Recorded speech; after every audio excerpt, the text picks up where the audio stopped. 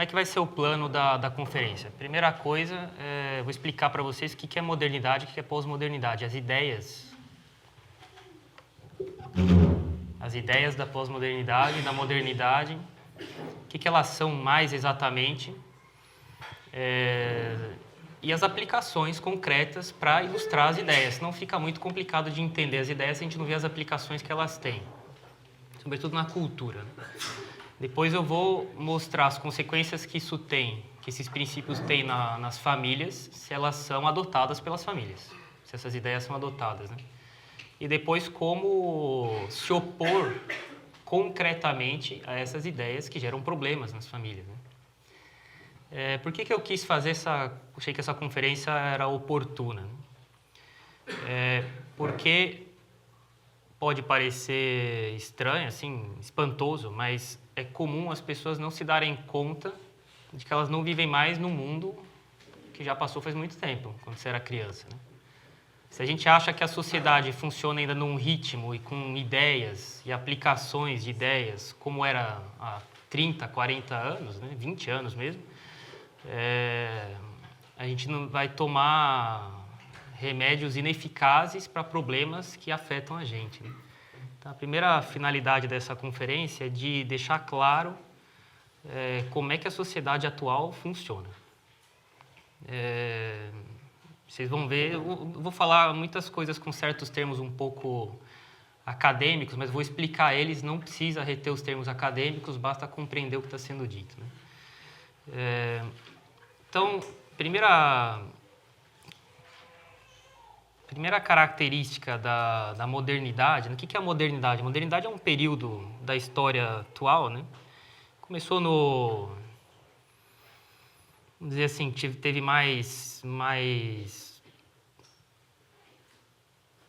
ela teve essa modernidade mais recente, a gente poderia até falar que a modernidade começou em Descartes, mas essa modernidade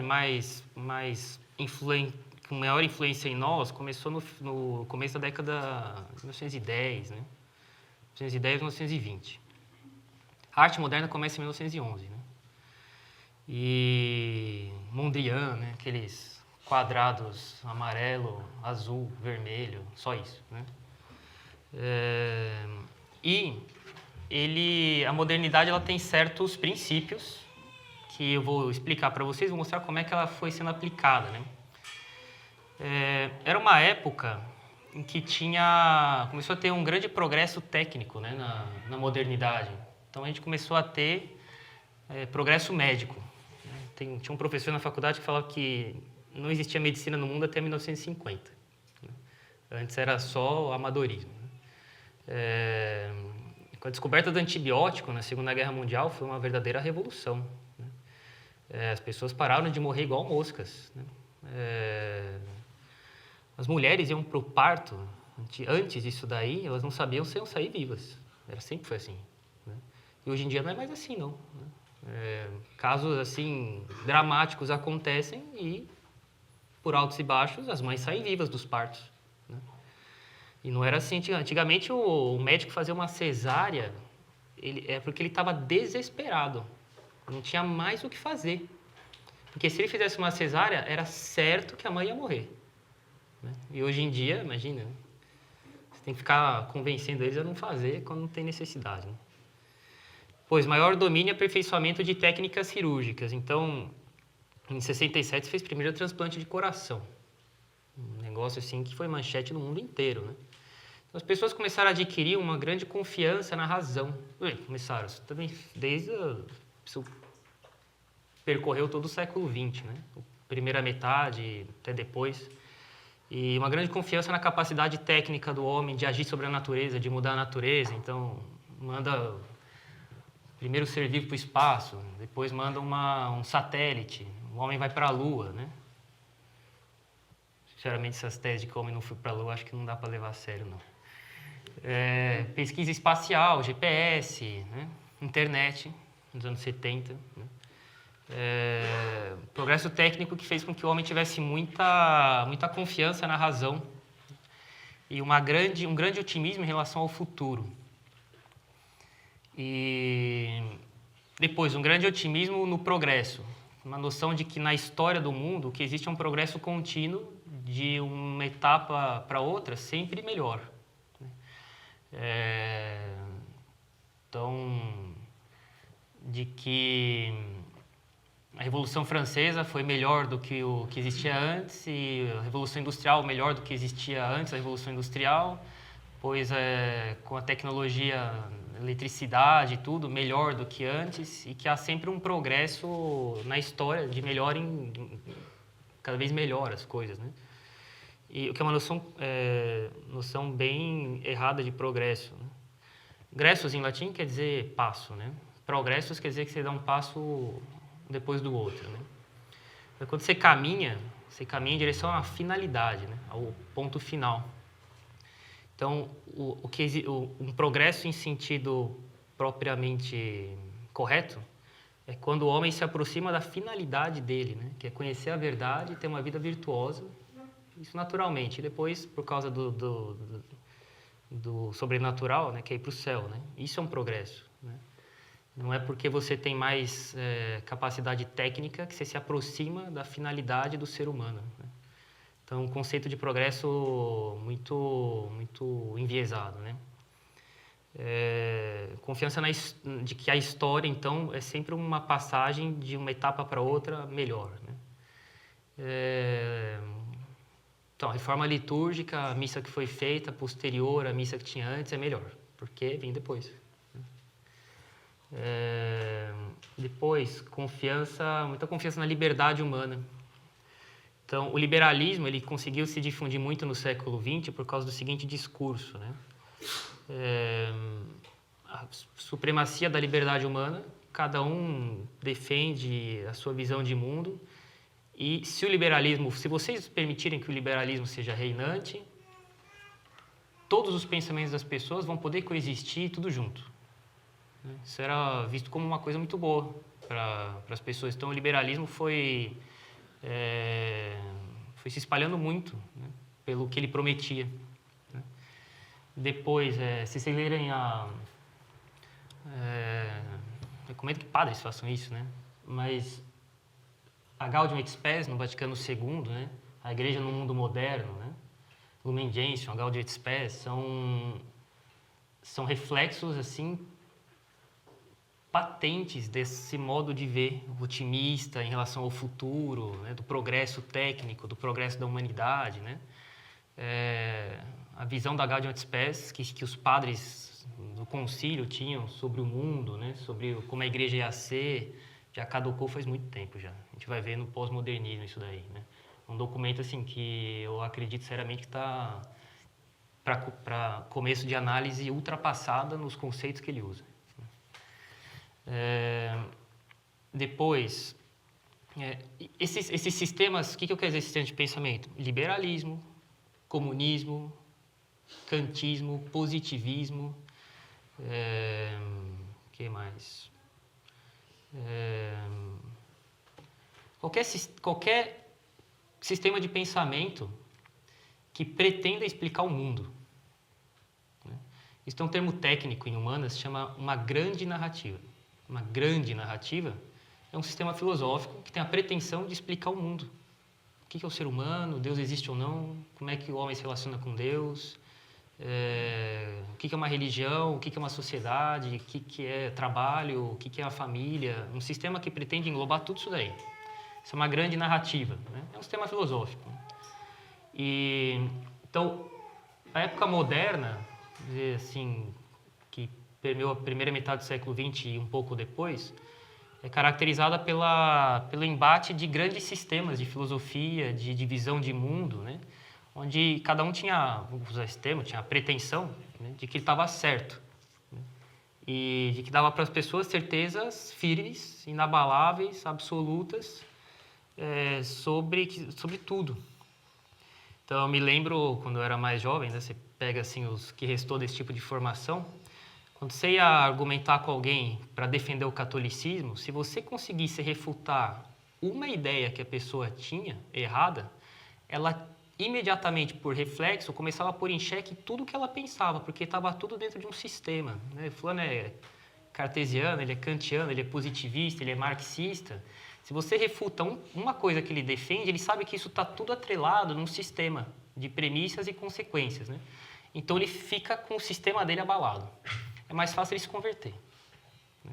Você vai ver que isso já mudou faz muito tempo, né? As pessoas não são mais assim. Depois, eu ia mostrar aqui umas fotos aqui, né, de microscopia eletrônica, cirurgia cardíaca, aqui, ó, manchete do jornal, o Sputnik, os russos avançam na corrida espacial. Eu ia mostrar a abertura dos Jetsons para vocês, para mostrar o espírito da época, né? Quem assistiu os Jetsons. Então, os carros voam. Minha mãe falou assim, né, quando a gente era criança, a gente acreditava piamente que no ano 2000 a gente ia voar nos carros, né? Que a gente não ia caminhar na rua, ia ter esteiras que ia levar a gente de lá para cá. Então, termina assim, o Jetsons ele vai voando lá, aí ele vai pondo todo mundo dentro daquele negocinho de vidro e vai despachando todo mundo, né? Depois, todo mundo sorridente, a tecnologia só causa conforto, só causa bem-estar. Aí ele chega no trabalho dele naquela esteira rolante, ele senta na escrivaninha dele e põe os pés cruzados em cima da escrivaninha e faz assim, né? Ele não precisa trabalhar, né? As máquinas trabalham por ele, né? Essa era a concepção do futuro que o modernismo inspirava nas pessoas, né? Um exemplo da arquitetura. A arquitetura era visto como tendo a função de moldar a vida privada das pessoas, então as casas, né? E a vida social delas, então as cidades, de maneira a produzir um futuro utópico, que é produzir uma sociedade onde todas as satisfações, as necessidades que a vida humana, privada e pública exigem, iam ser satisfeitas. Você tem grandes teorias modernistas de arquitetura, analisando profundamente como é que são as necessidades de uma casa, de uma cidade, e projetando as casas e as cidades para satisfazer isso daí, né? Brasília é exemplo clássico, né? Quando Brasília foi construída, os arquitetos e urbanistas do mundo inteiro vieram para cá, tinham congressos de arte moderna enquanto a Brasília era construída, para sustentar, né, a teoria deles de que eles estavam construindo uma cidade que ia proporcionar uma vida social perfeita, né? Onde a casa dos embaixadores e a casa do zelador do seu prédio ia ser igual. E o avanço técnico é enorme, 3 turnos de trabalho, dos 2.800 postes colocados numa noite só, né? 3.500 casas pintadas numa noite só, etc. Então, era o progresso técnico avançando de maneira visível, né? Então, você tem...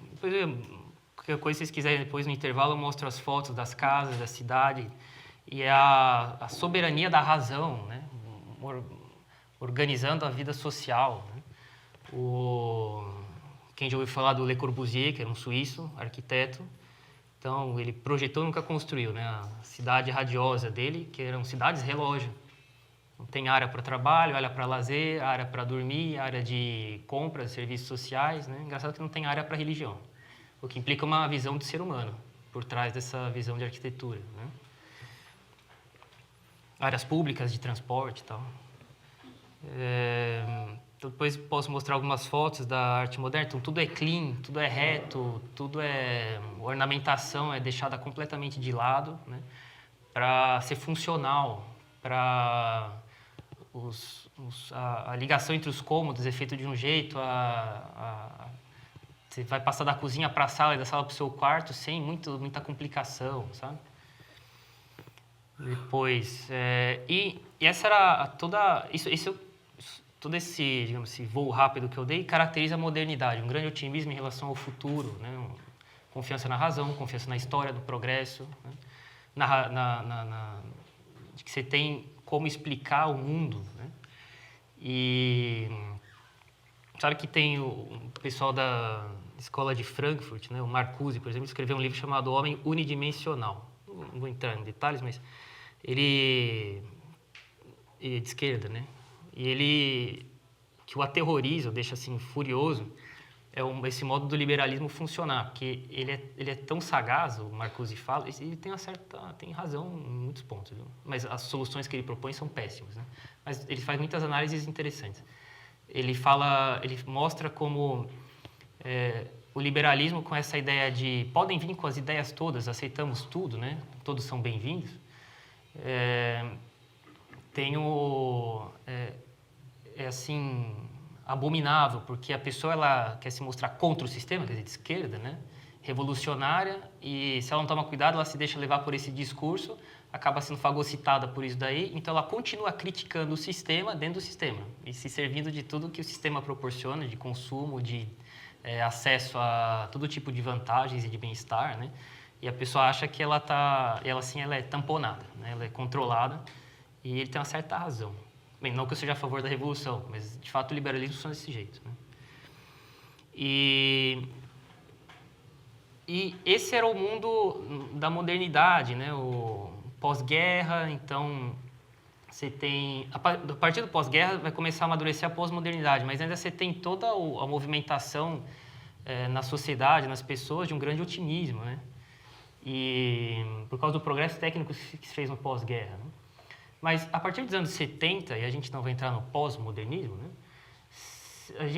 A sociedade começa a dar uma grande guinada, né? E surge esse conceito de pós-modernidade para explicar uma mudança séria, profunda, extensa de tudo isso que eu falei para vocês, desse quadro geral de como é que as pessoas pensam, né? Então, você começa a criticar a modernidade, porque todo esse projeto que a modernidade tinha se proposto e as promessas que ela tinha feito de um futuro utópico, né? Um futuro de bem-estar, de paz, né?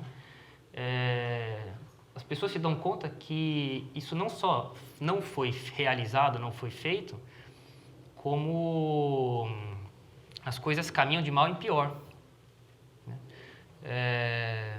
Crescimento enorme do terceiro mundo, expansão assim, né, de pessoas que estão num nível social lamentável, né? Dizia um professor meu na faculdade, né, em relação à arquitetura, ele falava: o modernismo propôs a criar sociedades perfeitas e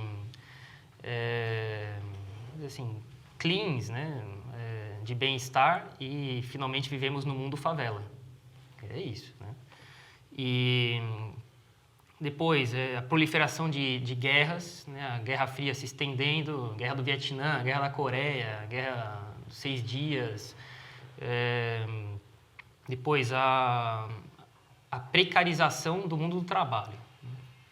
A gente vai ver isso mais para frente, né? Que mais? Começou-se a se ver que o projeto que o modernismo na arquitetura, na vida social, né, na política tinha apresentado, começou a ir por água abaixo, né? Então vai surgir um modo de pensar que é o pós-moderno, que se posiciona contra a modernidade, contra tudo isso que eu falei para vocês, né? Só que, atenção, não é propriamente uma oposição total. Na verdade, a pós-modernidade ela é um fruto e um amadurecimento da modernidade, isso já vai ficar um pouco mais claro, né? Ela vem da modernidade, ao mesmo tempo ela olha para trás e fala assim: te odeio. Mas ela é realmente assim, a modernidade levada até essas últimas consequências, né? É uma espécie de modernidade 2.0, né? Mas não é uma simples superação. Pós-modernidade, o que a gente vive hoje não é uma superação da modernidade, né? São as últimas consequências. A gente olha para trás e fala: eu odeio tudo isso daqui, mas é de onde a gente veio, né? Tem um autor que fala como se a modernidade foi a festa, né? Liberdade para todo mundo, se faz o que você quiser, etc. E agora a gente vive o final da festa no meio de todo o lixo que a festa produziu, ponto. Não tem mais expectativa de qualquer futuro razoável que seja, né? Então, por exemplo, no que caracteriza a modernidade, a gente vê isso nas produções artísticas, né, culturais, então falei dos Jetsons, né, mas todos aqueles seriados de Viagem no Tempo, Jornada nas Estrelas, né, tudo isso daí deixava bem claro assim, a visão que as pessoas tinham, a expectativa que elas tinham de um futuro excelente, né?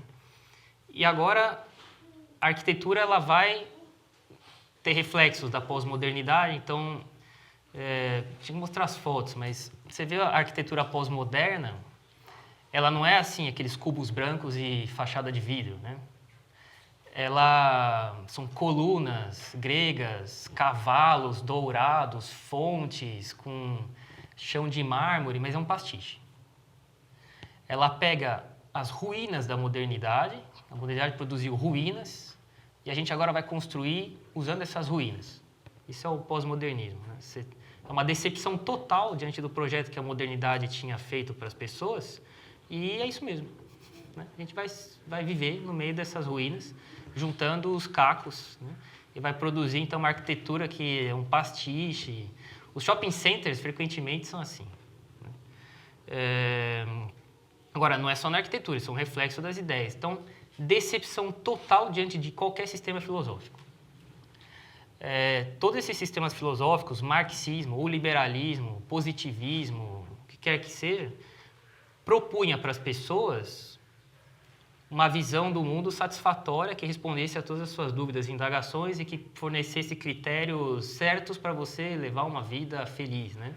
Ora, as pessoas viram que isso daí foi um fracasso. Então, atualmente, elas têm, generalizado, as pessoas têm uma frustração e uma rejeição total diante de qualquer sistema filosófico ou religioso que pretenda dar uma explicação coerente, una e razoável do mundo. Enquanto você não conseguir quebrar isso numa pessoa, ela não se converte. Não é só uma questão de se argumentar. Você tem que entender que por debaixo de tudo que a pessoa está conversando com você, ela tem uma frustração, ela tem uma desconfiança e uma rejeição de qualquer sistema que se pretenda universal, de explicar tudo. Por quê? Ora, esses sistemas foram os flagelos do século XX, causaram todos os problemas, todas as frustrações e os cacos sobre os quais a gente caminha hoje em dia. Então, a pós-modernidade, que é hoje, isso começou nos anos 70, hein? Olha qualquer estrutura assim, coerente, que se pretenda coerente de pensamento, como uma coisa assim, desprezível, né? Aliás, produtora de totalitarismos, de genocídios, de pessoas intolerantes, pessoas fundamentalistas, né? E enquanto você não conseguir quebrar isso na pessoa, essa visão, ela não se converte, né? Ela vai olhar o catolicismo como um flagelo, né? Na sua visão totalitária do mundo, né? Excludente dos outros, por aí vai, né? Pois, a visão do futuro agora não é mais os Jetsons, né? Um futuro utópico, um futuro, um termo técnico também, não é utópico, é um futuro distópico, um futuro catastrófico.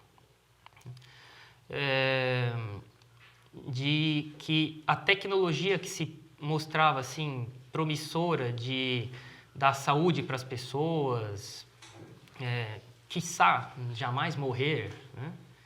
Ela é produtora de seleção genética racista, ela é produtora de experiências antiéticas, a economia que pretendia dar para as pessoas uma vida confortável, ela causou o gigantesco abismo de classes sociais, econômicas, né? Da noite para o dia, por causa de crises econômicas, países inteiros são colocados na miséria, né? Não sei se você sabe o que aconteceu na Somália, no começo do século XX, aí, 21, 2000 e pouco. Milhares de pessoas foram jogadas, já era pobre, o país foi jogado na miséria, as crianças cozinhavam literalmente assim, tortas de terra para comer, né? Por causa de certas quebras de bancos em outros países, né? E bancos que prometem assim o bem-estar social, né? Então, uma visão assim, de um futuro catastrófico, e isso a gente vê, então, por exemplo, no cinema, né? No cinema você tinha filmes que seguiam essa linha de um futuro bom, belo, onde as pessoas iam se dar bem na sociedade, etc. Começa a surgir filmes do tipo Matrix. Matrix, onde o futuro é um negócio desolador, aconteceu uma catástrofe, o gênero humano está num estado deplorável, né? Não sei se você lembra de um filme chamado Waterworld também, onde as calotas polares derreteram, tudo está abaixo de 30 metros de água, E todo mundo tem uma vida assim de briga constante, todo mundo tem uma cara completamente suja, feia, horrível, e malícia para todo lado, né? Filmes como Alien, né? Onde a tecnologia ali aparece como uma coisa sombria, o progresso espacial na verdade conduz a uma coisa que ameaça o gênero humano, né? Que mais? Mad Max, filmes catastrofistas de meteoros caindo na Terra, Blade Runner, coisas do gênero. Terminador do Futuro, muito obrigado. Robocop também. Né? Para quem gostava de anime, né? Eu não gostava, mas por um outro amigo você acabava conhecendo umas coisas. Tem um filme de 88 chamado Akira, que mostra a Neo-Tóquio completamente catastrófica. Né? E essa é a visão, esse é o cinema pós-moderno, que nada mais é do que a concretização num enredo fictício das ideias do pós-modernismo e da visão de mundo de hoje. Né? Esses filmes são muito atuais, como vocês podem ver. Né? Então, outras características, né? Então, no cinema, outras características de enredo, um pouco mais claro. Isso é para ir exemplificando as ideias, depois a gente vai ver isso na família. Como eu disse, o modernismo se vê como construído em cima dos destroços que a modernidade deixou. Então, o enredo, se vocês compararem, não precisa ficar assistindo o filme, viu? Mas se vocês compararem o enredo de um filme moderno e de um filme pós-moderno, vocês vão ver que o enredo de um filme moderno é uma coisa unificada. Pode ser um filme, assim, até meio complexo intelectualmente, mas Hitchcock, por exemplo, né? Tem uma unidade, né? O suspense dele, né? Agora, você pega os filmes pós-modernos, você vê composições de cenários muito diversificados entre si, uma espécie de... Eles replicam estilos, juntando tudo numa unidade, assim, extremamente não é amador, não, é muito bem pensado, mas, igual eu disse, esses shopping centers que tem colunas douradas, você vê que é um negócio completamente artificial, né? Cavalos nas fontes e iluminação moderna, lustres, mas você vê que é tudo um negócio que cheira propositalmente velho. Né? Depois, filmes que ressaltam a tecnologia, mas de maneira sombria, de maneira psicodélica, ameaçadora para o ser humano. Drogas, violência, uma vida inautêntica. Isso é um termo existencialista, foi Heidegger que falou isso daí. Uma vida inautêntica é uma pessoa que vai levando uma vida onde ela não tem uma visão adequada da dignidade dela. Mas isso não é nem um pouco católico, o modo como ele exprime isso daí. Né? Ele não deixa claro, mas você vê nas entrelinhas, ele está querendo dizer que o homem é Deus. Tem pouca conversa. Né? Porque a linguagem é muito árida. Mas para quem conhece um esquema dessas teorias aí, lê ele e consegue pegar bem o que está por trás do vocabulário particular dele. Né? Uma vida inautêntica é a pessoa que vive assim, uma vida superficial, de agitação, de farra, né? E que não compreende a dignidade dela, mas isso está bem longe de ser num sentido cristão, isso daí. Que mais? O que é tecnologicamente criado é visto como mais desejável do que o mundo real. Isso faz parte da pós-modernidade também. Né? Oposição entre natureza e tecnologia. O progresso da tecnologia faz a natureza se revoltar contra o homem, ao invés de você dominá-la e fazê-la te servir. Os filmes têm finais que não são finais felizes, são finais irônicos, pesadamente irônicos, finais inacabados, finais frustrantes. Né? Os personagens são heróis assim que não se levam a sério, porque eles não agem por princípios. Eles não agem baseados num sistema de pensamento que guia a vida deles. Né? São heróis assim, são anti-heróis, eles têm pesados defeitos, e para ser leve, né? Eles têm vícios e eles agem assim, debochando de si mesmo no filme inteiro. Eles não se levam a sério, você vê isso daí. Que mais?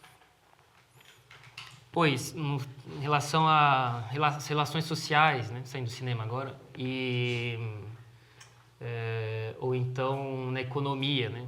As pessoas elas deixaram de ser consideradas como produtores para serem consideradas como consumidores. Não quer dizer que não haja produção, tem produção, né? Mas o reconhecimento social não é por via da produção. Você tem que ter um bom estudo para ter um bom trabalho. E aí você está tranquilo. Você quer ver alguém que pensa ainda de maneira moderna? Não, você tem que estudar para ter um emprego na Petrobras e aí está tranquilo, até a morte, né? Bem, hoje em dia eu não sei se alguém estaria tranquilo tendo trabalhado na Petrobras nessa vida inteira, assim, não sei. Né? Hoje, fulano talvez estivesse dentro de algum escândalo pesado, né? Mas bem diferente do que a visão otimista antes pregava, né?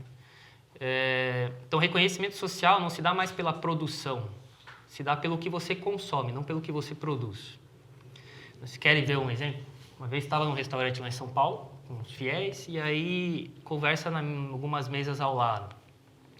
Então, o intervalo era perto da Paulista, então, intervalo do trabalho, né? Então, a moça, junto com os colegas de escritório, falava. Já pelo tom de voz, você vê que é uma moça superficial. Pelo tom da voz, você percebe. Gente, eu acho que fazer uma tatuagem é um investimento em autoestima. Você fala, padre, que ridículo, né? O que está por trás desse pensamento dela? Que ela, não é que ela é alguma coisa e ela age como consequência do que ela é. Isso é um jeito tomista, aristotélico. São Tomás pensa assim, né? Galinhas voam, cavalos relincham, e um cavalo relincha porque ele é um cavalo, né? As galinhas não relincham e os cavalos não voam, né? Então, você faz algo, isso é consequência do que você é primeiro. Primeiro você é alguma coisa, você nasceu assim, ou você adquiriu alguma perfeição e você age em consequência. Para o pós-moderno, não. Você é o resultado de ações sobre você. Isso é fundamental para entender certas medidas que vocês vão ter que tomar em relação aos filhos de vocês, né? Para fazer eles entenderem como é que eles têm que ter uma vida normal, ao invés de achar que eles são resultado de ações sobre eles, né? Então, também, uma vez nesse mesmo almoço aí, indo em direção ao restaurante, então tinha uma loja de maquiagem, né? E a loja de maquiagem tinha a frase de propaganda era assim: quem você quer ser hoje? Porque você é o resultado de uma ação sobre você. Pois, uma vez na faculdade, estava lá na lanchonete, a menina fala assim, tranquila, padre, você sempre se veste desse jeito? Sim. Sempre, em casa, o senhor vai... Sim. Aí eu falei, mas por quê? Eu falei, porque é simples. Ao contrário de um pós-moderno, eu me visto para indicar o que eu sou. Eu não sou o resultado final a partir do que eu escolhi para me vestir. Então, a moda é uma característica da pós-modernidade. Você escolhe a roupa que vai fazer você ser de um certo jeito. E no outro dia você vai ser de outro jeito, dependendo do modelo de roupa que você quis vestir naquele dia, né? Então, um dos problemas, né, da modéstia hoje em dia é que não existe mais um costume de roupa de cada lugar. Cada um escolhe a roupa que quer. E se a pessoa não tem princípios, é um desastre, né? Então, vocês podem perceber, a gente tem que ficar o tempo inteiro refletindo se a roupa que a gente está usando é razoável ou não. Mas se você tinha um costume, né, consagrado naquele lugar, quem é que pensava nisso aí? É aquela roupa e pronto, não tem outra roupa, né? Uma das coisas que facilitou enormemente a imodéstia foi deixar o critério de cada um como é que ele deve se vestir. Não quer dizer que você precisa ser um totalitarista que impõe uma roupa. Era o costume, baseado nas características daquele povo. Eles tinham se dado aquela roupa e ficava de modo estável, né? A modernidade fez questão de destruir isso daí, agora a gente só tem os destroços, né?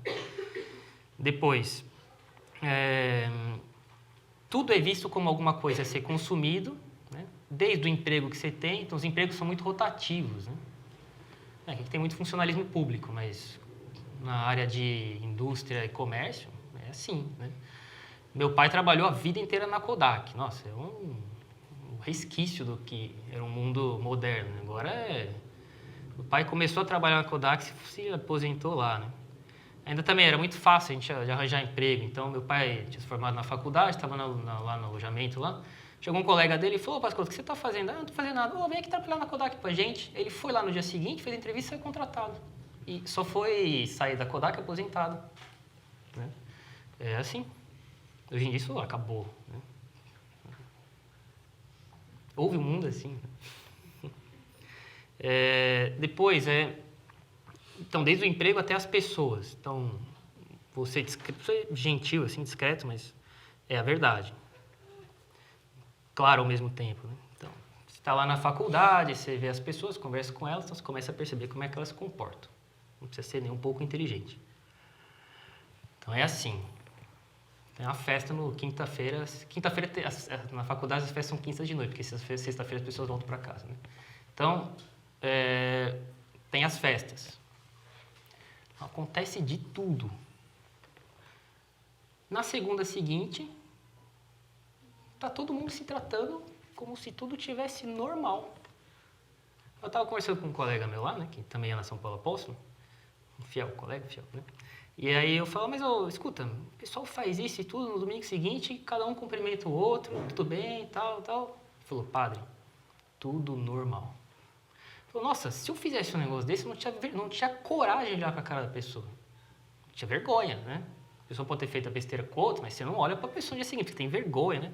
Padre, tudo normal. É assim mesmo. Você é um pouco claro, ao mesmo tempo tranquilo, mas hoje em dia as pessoas têm, infelizmente, adquiriram o mau hábito de se olhar uns para os outros como rapazes e moças de programa. Não como um futuro pai ou mãe de família, né? Futuro esposo, futuro marido, uma esposa. Né? Mas é assim, as relações sociais são sob o critério do consumo. Né? Os relacionamentos, eles são frágeis, eles são feitos para ser propositalmente frágeis. São propositadamente frágeis, né? Então, existe esse apelo, esse é um paradoxo enorme, existe um apelo enorme de que as pessoas devem se unir, viver em harmonia, viver a tolerância, todo mundo se entende bem, mas essas relações são propositadamente tênues. Porque assim, quando você precisa desfazer delas, é feito sem muito trauma. Né? Então, não tem mais relacionamentos, as pessoas se conectam. Né? As redes sociais são a concretização bem manifesta desse modo pós-moderno de ver as relações. Né? Então, é fácil você descartar amigos. Né? Então, um dos filósofos já morreu já, da pós-modernidade, que era um polonês, o Zygmunt Bauman, né? Uma sociedade líquida. Ele fala assim, um dia eu conversava com um rapaz e falava para mim assim, que em um dia ele conseguiu 500 amigos. Ele falou, meu cara, eu tenho 89 anos e eu não tenho 10 amigos. Né? Ele falou, esse rapaz, para ele é muito conveniente. Uma pessoa que diga uma coisa que o desagrada, ele dá um delete e ele continua com 499 amigos, por pouco tempo. Daqui a pouco vai ter mais. Então, o que as comunidades, não no sentido socialista, né, mas grupos de pessoas, né, foram substituídas por redes. A comunidade vem antes de você, né, ela te transmite um monte de coisa, você recebe muito mais dela, porque ela conserva coisas que têm centenas ou milhares de anos, fruto da prudência, da especulação, do sacrifício de N pessoas, né, e você se dá conta de que você é incapaz de retribuir de volta para a sociedade 1/1000 do que ela te dá. Nas redes não são assim.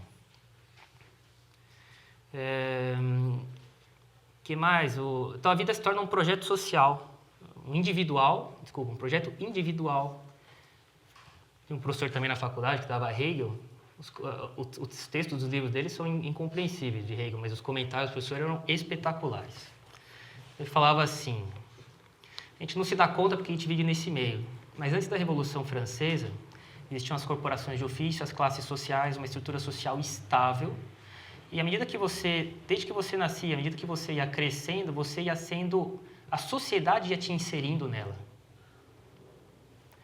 Agora não é mais assim. Depois da Revolução Francesa, cada indivíduo constrói a sua própria vida. Então você chega aos 18 anos, você tem que começar a sua vida do zero.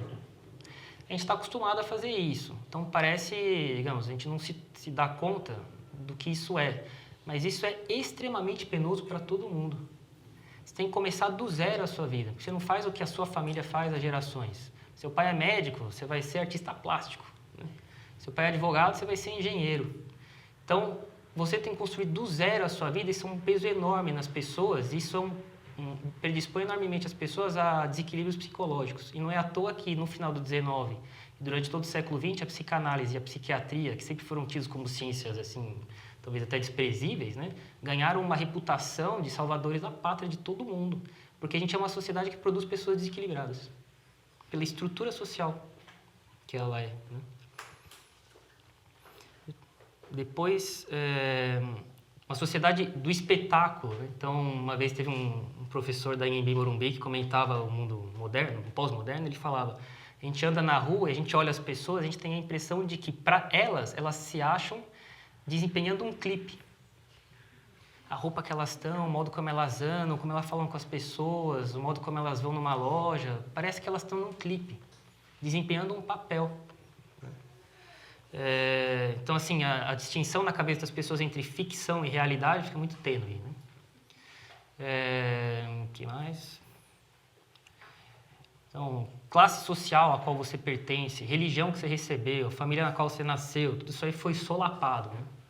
Por toda essa tendência ao consumo e esse modo de ver as coisas, né? Então, você não herda mais uma identidade, você procura, né? Você procura uma identidade sua. Por isso que tem católico que acha que ser católico é se vestir como nos anos 50, entendeu? Ele não se dá conta, mas ele tem uma estrutura mental pós-moderna. Ele precisa parar com isso. Não tem mais história de eu nasci católico, então eu morro católico. Se a pessoa aceitou o discurso da pós-modernidade, ela vai ser descrente em relação a qualquer discurso que pretenda te dar uma resposta para os seus problemas, né? O que mais? Religiões, grandes teorias, cheias de certeza, são vistas como causa de destruição, de sofrimento, né? E passa a ser, então, culturalmente relevante você afrontar essas coisas. Não pensa que é só uma rebeldia de juventude porque você não tem a cabeça no lugar ainda, né? A juventude coloca questões interessantes, viu? Eles têm uma descrença em sistemas que pretendam te dar uma orientação para a vida. Por isso que você percebe que a crise assim de pessoa mundana, abandonar a religião, falta de conversão, não é só na Igreja Católica, né? Qualquer religião passa por isso hoje em dia, né? Lógico que tem outros critérios, outras coisas que fazem com que tenha um problema maior na Igreja, mas as outras religiões também sofrem das consequências da pós-modernidade, né? E mais, pessoas são levadas a buscar uma teoria própria e pessoal do que é o bem, o que é razão, o que pode ser feito ou não, né? Mas com um discurso que não é coerente. Então, não tem mais um sistema com princípios e consequências logicamente ligadas, mas é uma espécie de amontoado de coisas que não tem conexão lógica entre si. E as pessoas, elas são movidas, são incentivadas a fazer isso, porque, por um lado, ela tem a sensação de que ela não pertence a um sistema, de que ela é livre, né? E, ao mesmo tempo, ela é muito conveniente. Se ela precisa mudar de comportamento, ela não precisa fazer esforço algum, né? Então, tem um comentador do modo de vida pós-moderno, né? Um fulano que chama Neil Postman, escreveu em 86 um livro chamado, em inglês, né? Nos divertindo até morrer. Ele fala, não importa que a vida tenha sentido, se é possível se divertir até morrer. Uma frase dele no livro. Então, a vida das pessoas não tem sentido. Elas não se importam com isso. Você vê discursos na faculdade das feministas lá, cotas, pessoal lá que defende de tudo, né? LGBT. Você mostra para ele que o discurso dele é incoerente. Resultado. É assim. Não é possível, não há coerência, não é possível ter um sistema coerente, é assim, né? Elas se resignaram em ter um discurso não lógico, né? Pois, questão assim, falei, a sociedade do espetáculo, né? A medialização da sociedade. Então, a gente produziu um mundo, né, em que a gente cria as regras, muda elas, é a mídia, né? As vidas são rápidas, são mais brilhantes, mais sensacionais do que o mundo real. Então, o mundo real perde interesse. As pessoas não têm mais interesse pela realidade. As coisas na ficção são mais coloridas, são mais empolgantes, elas são mais bem-sucedidas do que no mundo real, mais fáceis, né? E a mídia tem um papel enorme de formação no homem moderno, né? E aí, vou clarificar um pouco, talvez, a ideia que vocês tenham do que é a mídia, né? Muitas pessoas têm uma ideia da mídia como aquilo que faz a mediação, eles chamam mídia, né? Ela media a realidade e você. Então, ela vai lá na realidade, te transmite o que aconteceu na realidade. E por meio dela você tem acesso à realidade. Isso é uma visão muito aristotélica, viu? O mundo não é assim, não pensa desse jeito hoje em dia. Dado a proliferação da mídia, então, na sua escola você tem acesso a um monte de coisa de mídia, no trabalho, na rua, em casa, né? No trabalho, a distinção na cabeça das pessoas entre o que é real e o que é ficção ficou muito atenuado. E a distinção entre realidade e ficção ficou muito borrada na cabeça das pessoas, pouco nítida, a ponto de, não sei se vocês já viram, digitem lá no YouTube, lá, imagem 7D, os japoneses criaram, acho que não sei se foi a Panasonic. Então, tem uma demonstração disso. Então, tem um estádio coberto, tipo de futebol de salão, assim. E tá todo mundo, e ninguém tá de óculos, viu? Todo mundo igual aqui, assim, óculos 3D, né? Tá todo mundo sem nenhum dispositivo no olho. E aí tem uma quadra. De repente, brota da quadra uma enorme baleia jubarte em tamanho real, tridimensional, e aí ela cai assim, a água espirra para todo lado, né? As pessoas até vão para trás assim, né? Chama 7D porque é o seguinte, não é que você está num lugar só, igual no cinema, numa direção só, todo mundo do mesmo lado, né? Você está vendo em 3D. Quem está do outro lado do estádio está vendo o outro lado da baleia, né? Eu mostrei para uma fiel aqui da capela, ela olhou, nossa, padre, eles se molharam? Mas foi espontâneo, assim, né? A distinção entre realidade e ficção fica muito atenuada, né? E a mídia, ela tem essa função, ela não faz mais a mediação entre a realidade e te transmite isso daí.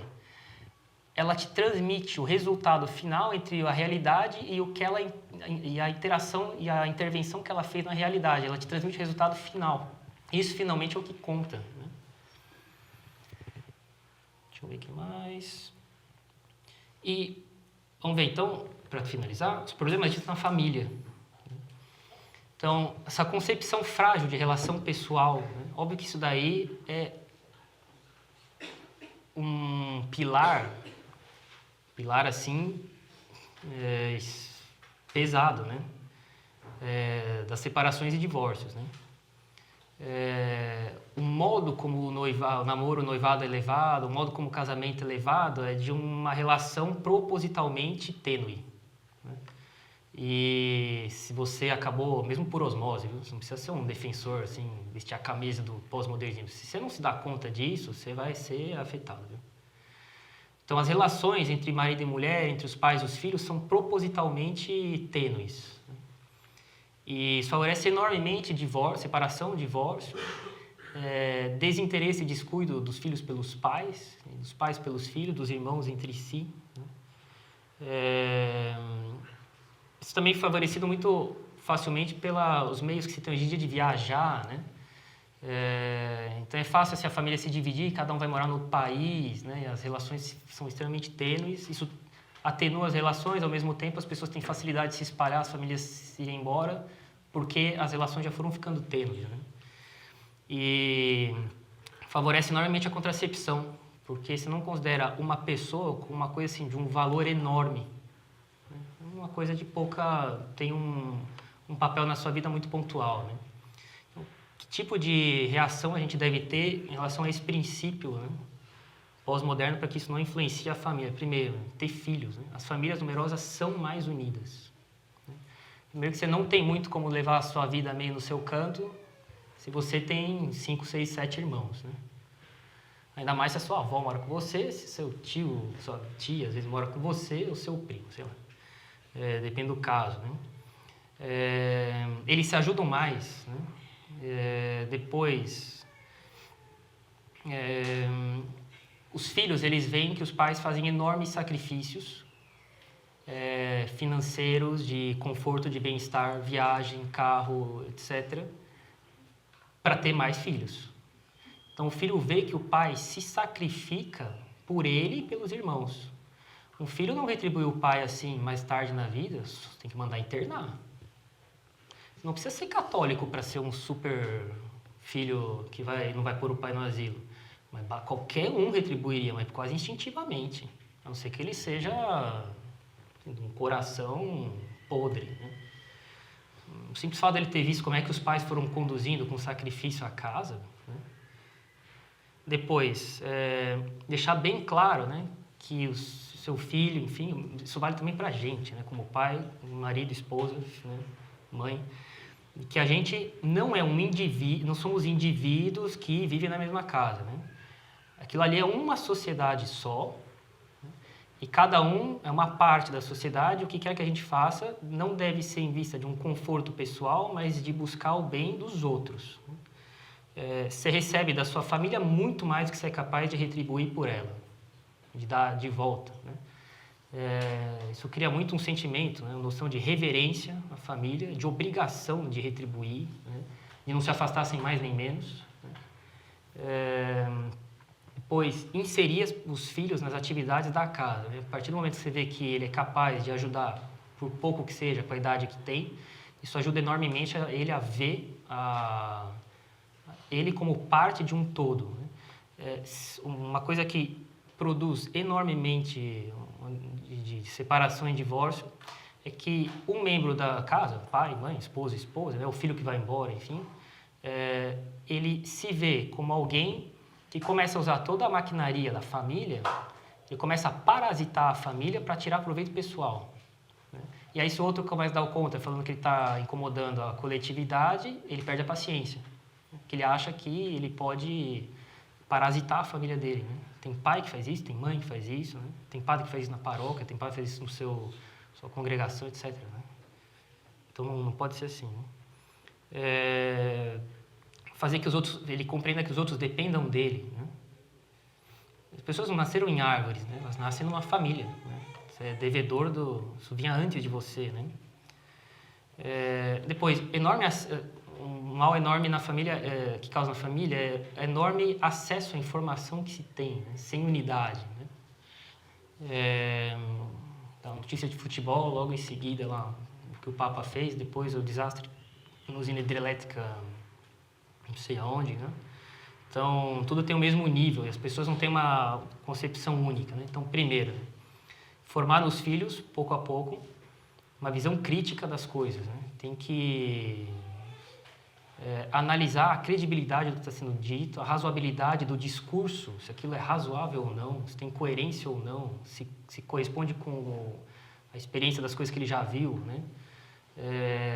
Depois, unificar isso daí em princípios, né? Vou dar um exemplo mais concreto, né? Um padre... que padre que era? Padre Maldonado, né? Um jesuíta famoso pelos comentários da Sagrada Escritura, né? Todo o seminário dele, o que quer que ele lesse, de moral, de mariologia, dogmática, ele sempre usava na interpretação da Sagrada Escritura. Isso garantia uma unidade nas coisas que ele ia aprendendo, né? São Luís de Montfort, o que quer que ele lesse, ele usava para conhecer Nossa Senhora, né? Isso garantia uma unidade no pensamento dele, né? Em princípio, os primeiros e fundamentais, né, nos filhos, fazer com que eles tenham princípios, né? Eles saem se certificando disso daí, né? Eu me lembro, não sei como é que meu pai fez isso, sério, não sei. Mas quando eu estava fora de casa, eu pensava assim, não vou fazer isso porque pode ser que meu pai não saiba se eu fizer isso que eu fiz, mas mesmo se ele não souber, mas se ele souber, ele ficaria decepcionado comigo. E eu não vou fazer isso. Tinha um colega meu também no colegial que falou a mesma coisa, que acontecia isso com ele também. E não era um católico, assim. Agora, não é que assim, meu pai vai ficar decepcionado porque ele tem projetos para minha vida e tal, não é isso. É decepcionado como gente, né? E eu não fazia muita besteira por causa disso, né? Depois, formar uma inteligência que seja aberta, no sentido de não ver as coisas de um jeito simplista, né? Potente, né? Que seja capaz de... Enfim, tanto quanto seu filho é capaz de refletir, tem graus diferentes das pessoas, né? Incentivar isso daí, né? Cabeça aberta no sentido correto, né? De não... Tem gente que é engraçado, né? Você dá uma aula tratando um problema assim de maneira muito mais ampla, fazendo ela ver coisas muito mais que ela jamais veria na vida, né? Ela termina a aula tendo a mesma visão que ela tinha do problema quando ela chegou na aula. Bem, a ciência, né? Mas não era para ter acontecido isso, né? Então, depois, aonde a ficção se tornou o critério do real e não o contrário, o que isso quer dizer, né? Antigamente, a realidade servia de referência para a ficção. Hoje em dia é o contrário. Exemplo banal e fácil de entender. Estou andando no metrô desse jeito, em São Paulo. Eis que eu ouço alguém falar, olha o Harry Potter. Harry Potter, Batman, Blade, Matrix. Né? Bem, tirando a parte cômica, o aspecto cômico do fato, mas o que isso quer dizer? Não é que ele pensa assim, o Harry Potter parece um padre. Não, o padre parece o Harry Potter. Então, a referência, o ponto de referência para ele é a ficção. E ele julga a ficção ele julga a realidade baseado na ficção. Esse fulano tem sérios problemas psicológicos. Ele não é normal. Não quer dizer que precisa internar, mas ele precisa corrigir esse modo de ver as coisas. Ele não tá desequilibrado a inteligência dele, né? Depois, então, o que fazer para corrigir isso aí, né? Então, cultivar interesse pelo mundo real, pelas ciências naturais. Cada um tem disposições, né? Eu gosto muito de biologia, mas tem gente que... o que quer que seja, letras, sei lá, matemática também faz parte da realidade, né? Biologia, o que quer que seja, mas unir, né, a religião católica, que faz parte da formação dos pais para os filhos, né? A aplicação disso em alguma ciência, né? Então, o professor lá da USP na filosofia falava, uma vez perguntaram para mim por que o nosso departamento funciona tão bem, e é verdade, né?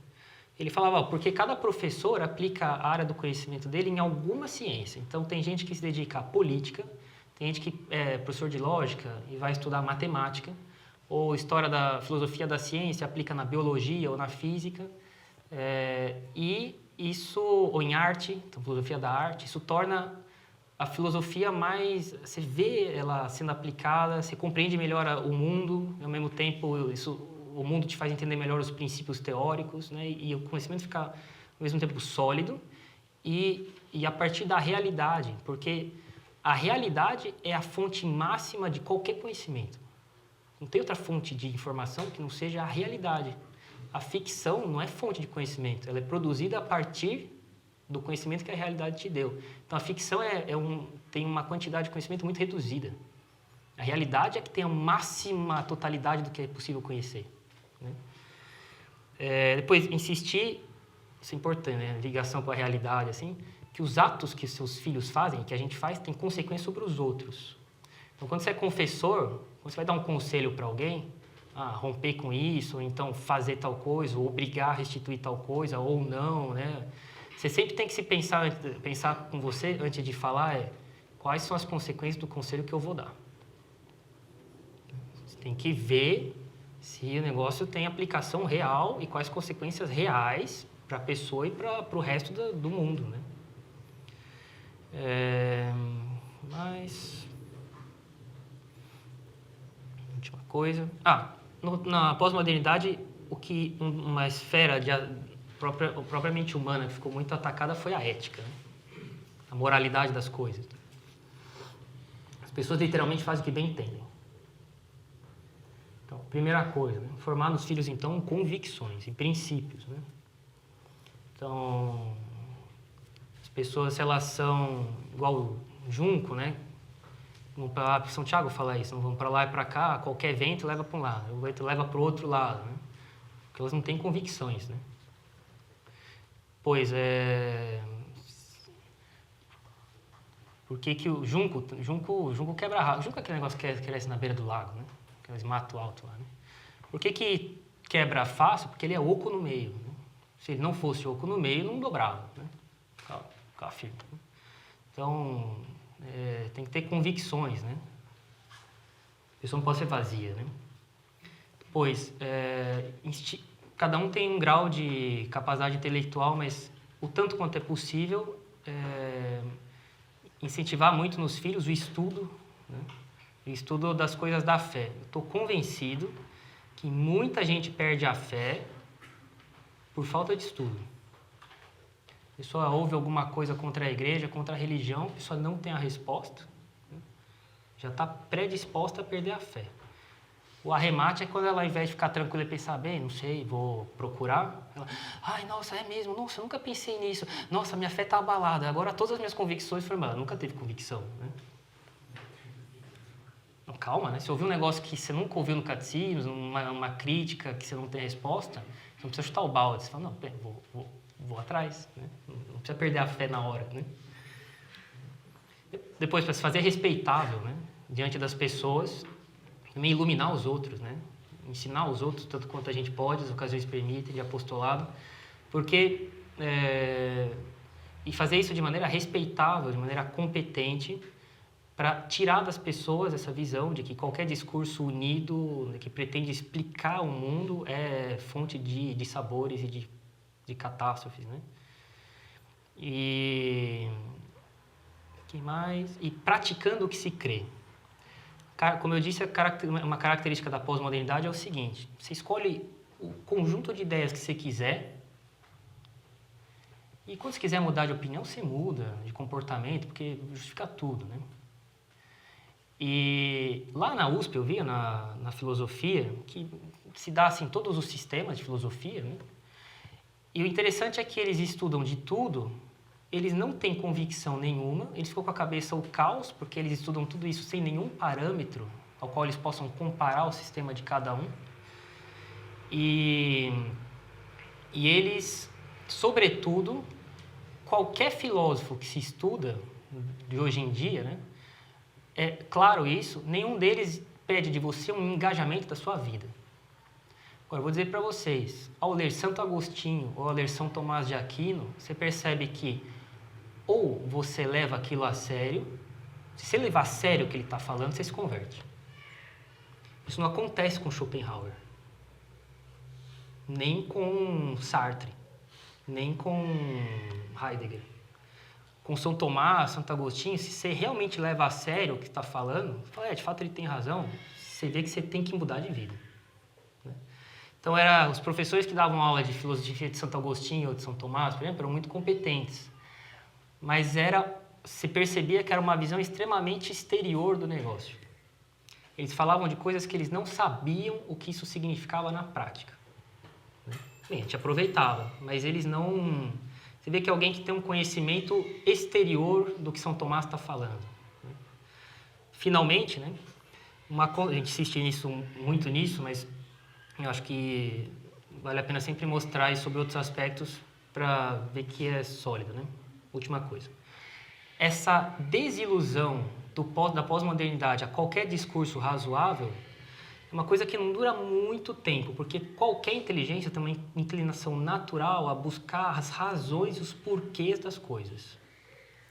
Então, um mundo onde existe uma desilusão de qualquer explicação razoável de tudo, produz pessoas, né, que vão buscar mestres que querem falar a verdade total para você. E as pessoas que foram criadas, que nasceram no mundo pós-moderno, elas veem que esse discurso é um discurso superficial, né, e insustentável, então elas vão buscar gente que dê um sentido para a vida delas. E aí eu queria ler um negócio aqui. Isso aqui é um livro de formação para padres, né? Mas ele fala, finalmente, a respeito da ciência suficiente que um padre deve ter e que um seminarista deve buscar. Ele fala o seguinte, né? Ele está falando para os seminaristas: guardai-vos desses rascunhos, gente que dá umas pinceladas de ideias, né? E que perturbam tudo, né?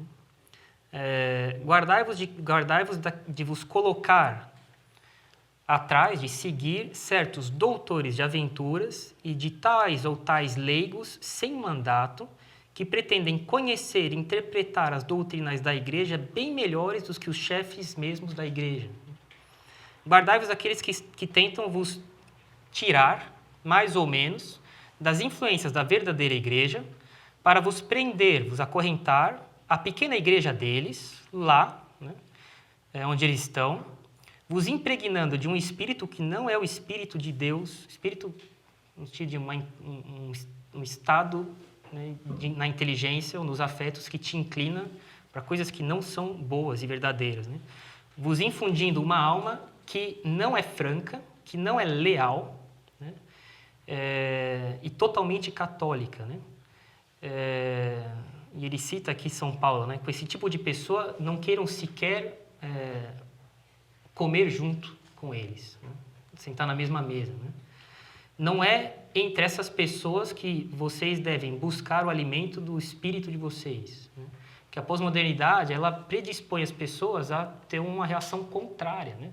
É tão caótico o discurso da pós-modernidade que qualquer pessoa que aparenta ter um discurso razoável e critica um pouquinho de coisa, tem um pouco de razoabilidade numa parte do que ele fala e o resto é um delírio, né? As pessoas vão atrás, porque predispôs as inteligências a ter sede de um sistema, mas ao mesmo tempo eles não receberam formação nenhuma, então eles são incapazes de ter um critério que julgue se o que a pessoa está falando é razoável ou não, né? Tem que tomar cuidado com isso daí e precaver os filhos de vocês e a gente, né? Terminei. Dúvidas? Não. Espero não ter sido muito complexo, mas só usei umas palavras um pouco mais complicadas para o que vocês veem o dia inteiro, todo lugar. Tá bom.